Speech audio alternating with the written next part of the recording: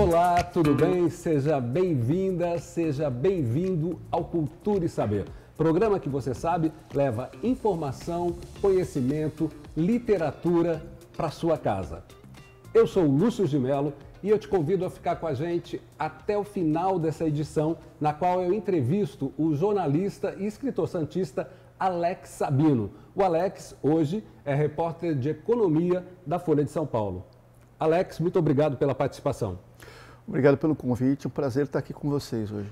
Bom, eu gostaria que você começasse a falar um pouquinho da sua carreira de repórter. Eu sei que você trabalhou 23 anos cobrindo esporte, né? Então, que você falasse um pouquinho sobre a sua trajetória no jornalismo, por favor. Claro, eu sou nascido em Santos, formado aqui onde a gente está, na Universidade de Santa Cecília. E eu comecei minha carreira num jornal aqui da cidade, um jornal chamado Boc News. E depois eu fiz uma trajetória no Diário Lance, que é um diário esportivo, né, onde eu comecei minha carreira na chamada grande imprensa, no Lance, depois Jornal da Tarde, Estadão, depois o Diário de São Paulo. E fui para a Folha em 2017, a primeira vez. E saí, voltei, fui para a Folha em 2013, perdão.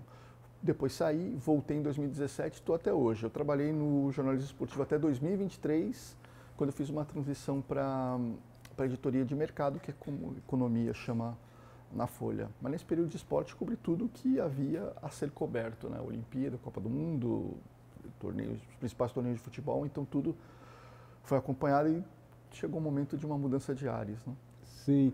E como é que foi essa transição do jornalismo, do jornalista para o escritor, exatamente? Você sentiu uma necessidade, foi um chamado, assim, o jornalismo já não te satisfazia completamente?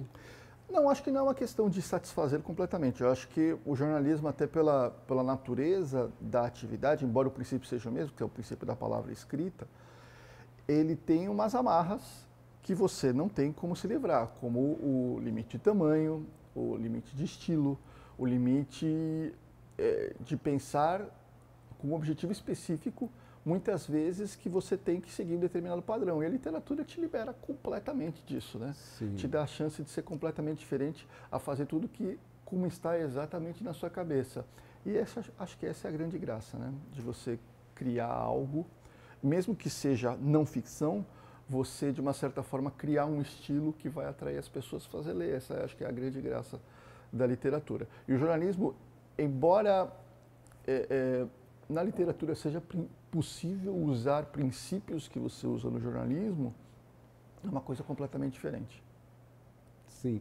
E você usou exatamente o que você não... Você disse, por exemplo, do seu livro, a gente vai falar dele agora, o time que nunca seria campeão, né?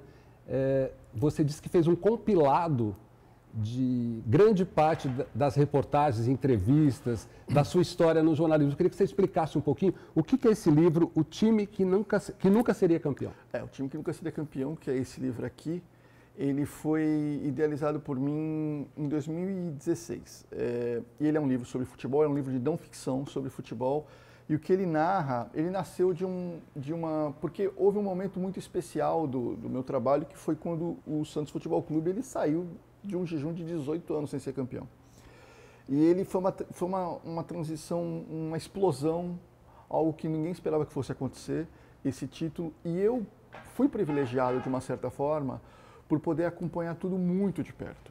Em uma outra época da imprensa que não existe hoje, que era uma imprensa do contato humano, de retratar os jogadores como seres humanos, não como peças publicitárias, como acontece hoje em dia, não como ferramentas de marketing, como acontece hoje em dia, como seres humanos, como eu e você. Sim. E foi um momento muito especial que eu acho que que eu deveria contar do meu jeito, como a gente conversou aqui, de um jeito sem as amarras do jornalismo, tudo que aconteceu nos bastidores naquela época.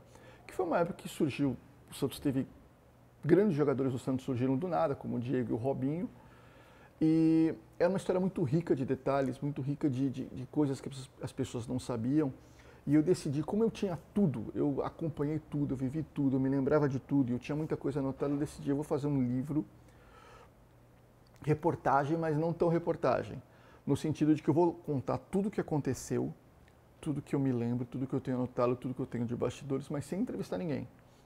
É tudo basicamente o que vi e vivi naquela época com a participação de outras pessoas. Não é um livro sobre mim, Sim. mas é um livro sobre uma história que eu vi. E isso, eu acho que isso é a grande graça do livro. Sim, mas o que foi mais difícil para você? Porque você escreveu esse livro 10 anos depois, né? Mais ou menos. Mais de 10 anos. Como foi esse distanciamento histórico para você ter... Isso atrapalhou? Como é que foi? Eu acho que foi fundamental. Eu acho que o distanciamento histórico foi fundamental. Porque você começa a ver as coisas sob perspectiva. Sim. Talvez se eu tivesse escrito logo depois do que aconteceu, eu estaria influenciado, né? Talvez fosse mais urgente, porque as coisas estavam frescas na memória de quem viveu e na memória de quem estaria interessado a ler, mas passar um tempo te dá uma perspectiva histórica, te dá um distanciamento, até para você entender a importância que teve aquilo. O quanto aquilo foi importante na vida das pessoas que acompanham, das pessoas que se importam. Porque sem empolgação, sem oba-oba, sem nada. Retratar friamente o quanto aquilo foi importante. Eu acho que deixar passar alguns anos, e foram 12 anos, comecei a pensar nesse livro em 2014 e comecei a escrever em 2016, esse distanciamento foi fundamental. Para ser o que ele é, foi fundamental. Não seria a mesma coisa se eu tivesse escrito logo depois. Esse seu livro ele tem uma narrativa quase de romance, né? Ele é não ficção, mas ele dialoga com o romanesco, né? Ele é totalmente não ficção, ele não tem nada de ficção, mas ele tem um diálogo assim... Uma estrutura romanesca. Uma estrutura de uma história de ficção contada. Mas você criou um narrador? Não, o narrador sou eu. O narrador é você, é o narrador jornalista. sou eu. Eu sou um narrador.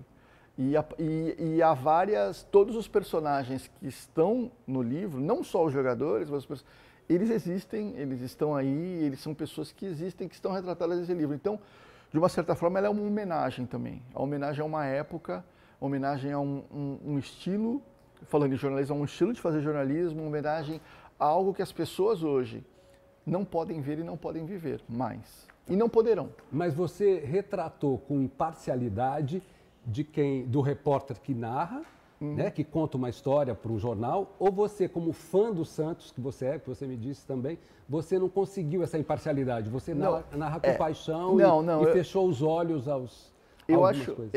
Eu narro com emoção, não com paixão. Porque a paixão é uma coisa que turva a sua imagem, né? Você não pensa direito. Mas a emoção não. Eu tentei retratar a emoção do momento que todos viveram, que estavam acompanhando aquilo ali.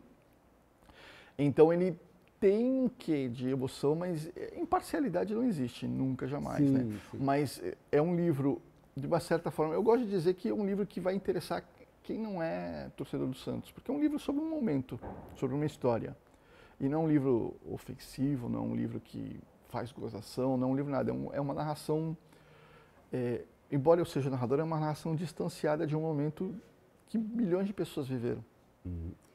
Vamos entrar no livro? Vamos. Eu queria que você lembrasse um pouco, algum trecho do livro. Eu queria que você falasse com os torcedores do Santos também, por que eles deveriam ter esse seu livro. Tem coisas inéditas, relata alguns momentos do livro assim, que você acha interessante, que você acha que foi um gol de placa aí da sua parte. Tem vários, eu acho que tem muita coisa que o torcedor não vai saber, porque eu privilegiei, embora eu cite resultados, eu cite coisas que aconteceram em campo, ela é uma narrativa do que aconteceu, do que as pessoas não viram. E todo o conjunto que as pessoas não viram, que levaram ao que elas viram.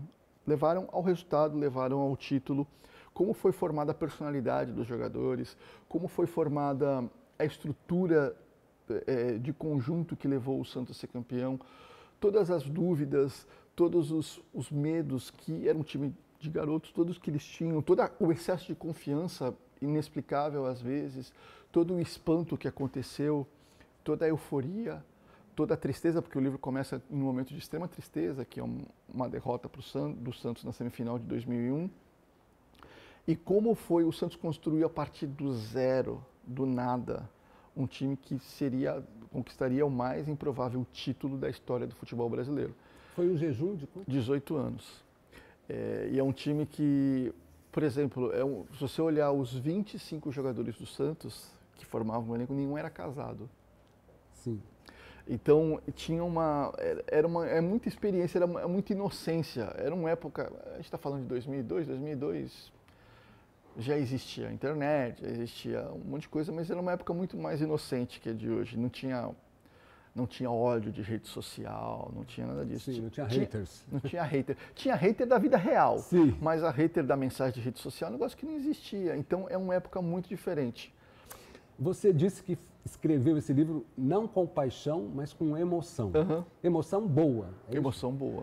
Tem uma frase do Nelson Rodrigues, que é um especialista em futebol, você deve saber muito bem, porque era jornalista também, que ele diz o seguinte: não se faz literatura, política e futebol com bons sentimentos.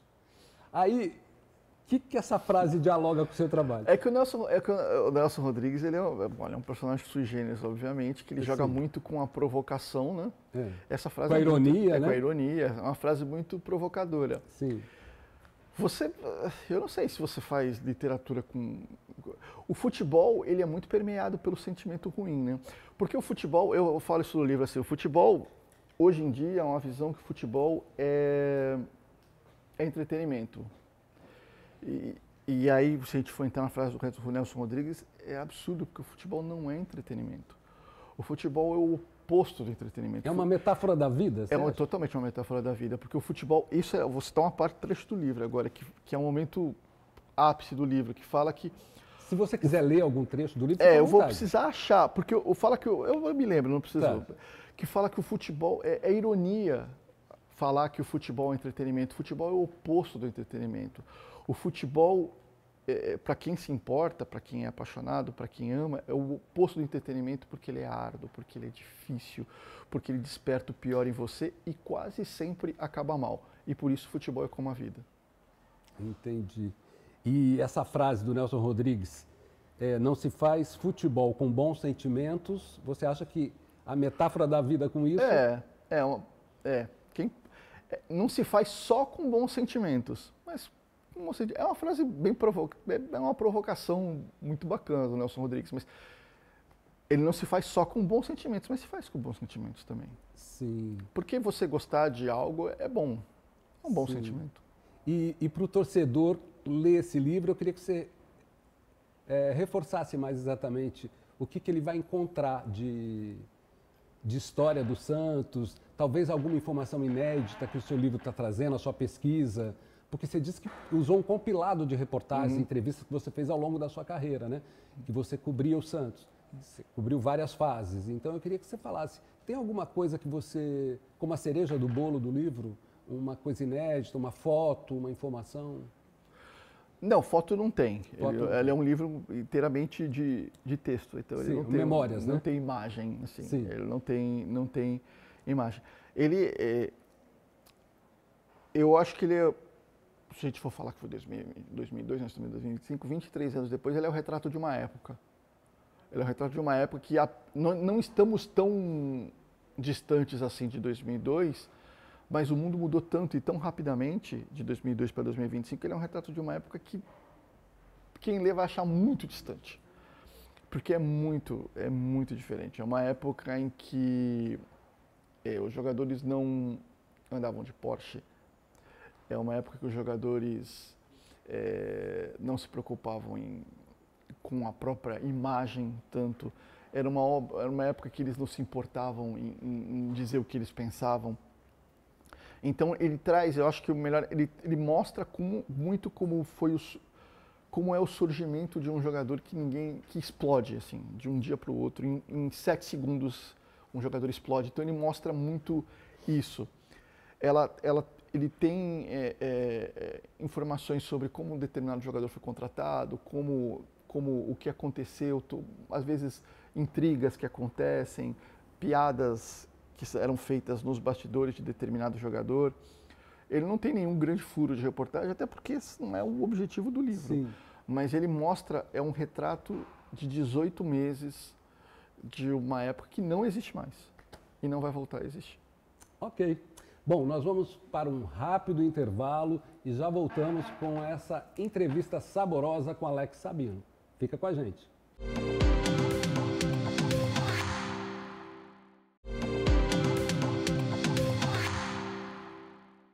O Cultura e Saber está de volta com a entrevista do jornalista e escritor santista Alex Sabino. Alex, a gente estava conversando sobre o seu livro O Time que Nunca Seria Campeão, né? E a gente falou do Santos Futebol Clube, das histórias que você resgatou no seu livro e tal. E hoje, eu queria que você falasse um pouco o que você acha do Santos hoje, do Santos do Juan Pablo, enfim. Eu posso falar como agora. Eu sempre digo que a grande graça de sair do esporte é que eu posso voltar a ser torcedor, né? Sim. E eu acho que, enfim, o Santos, depois de várias tentativas, tentativa e erro, o Santos encontrou um treinador de verdade, né? Então, eu acho, de extrema qualidade. Tanto que o time começa a agir. A gente pode discutir a qualidade técnica do time do Santos, que acho que tem limitações claras ali. Tem a nuvem do Neymar sempre pairando sobre a equipe, né?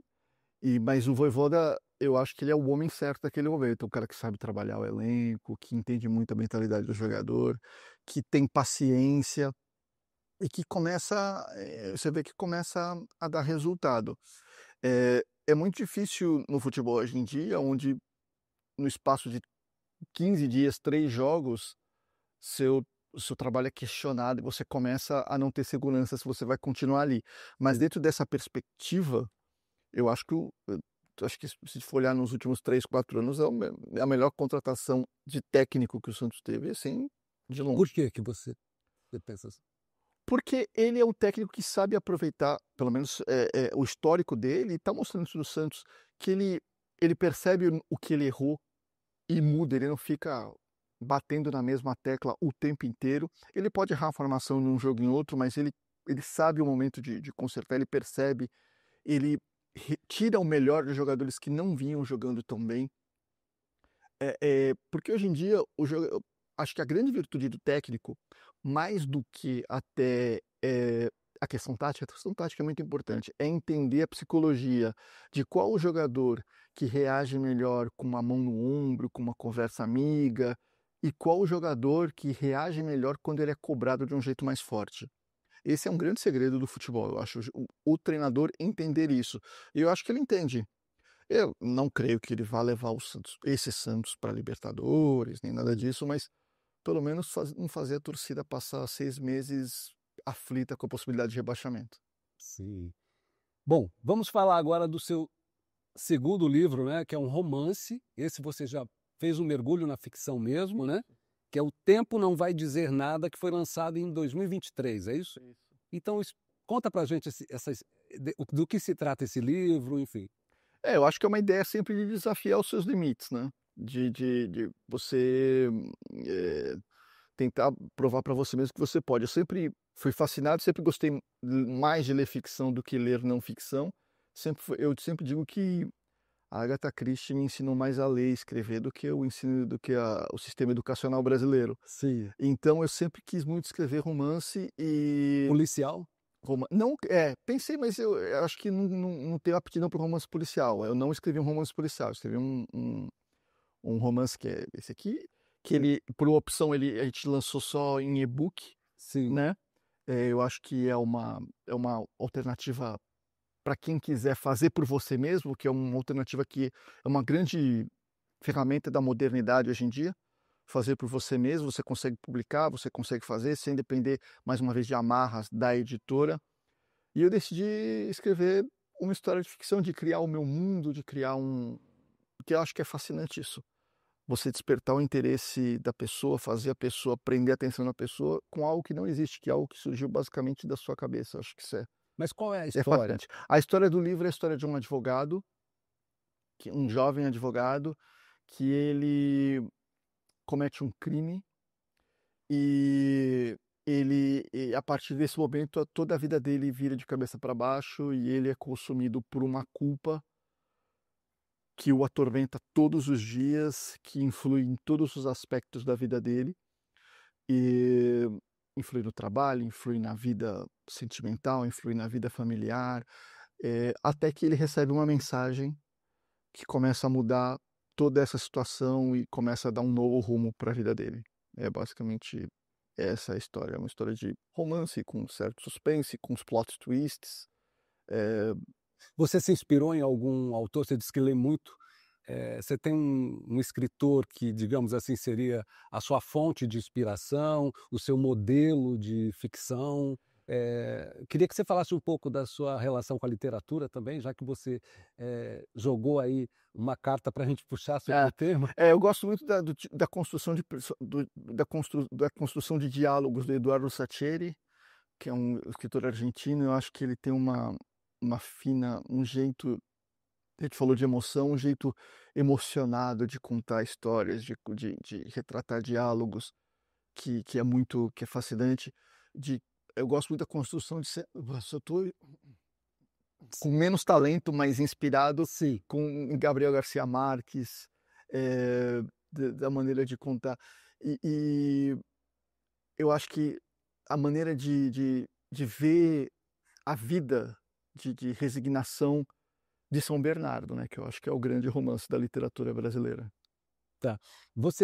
Eu tenho uma informação aqui que o protagonista, né, ele é consumido, o seu protagonista, ele é consumido pela culpa e pelas consequências de uma tragédia, né?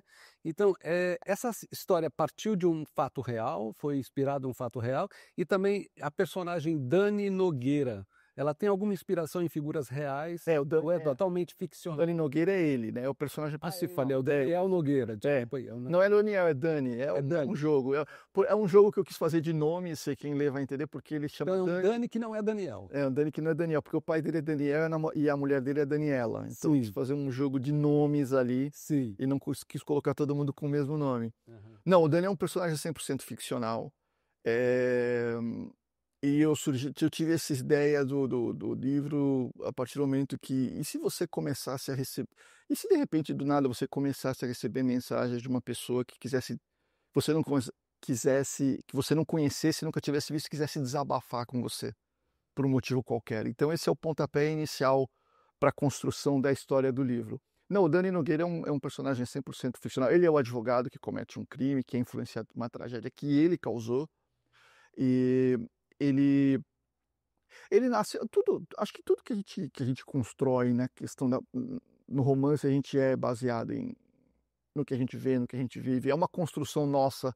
Eu acho que eu não conseguiria construir uma história baseado em algo que eu não conheço, em algo completamente desconhecido para mim. Eu posso imaginar, mas trazer algo desconhecido eu acho que não soaria nem verdadeiro.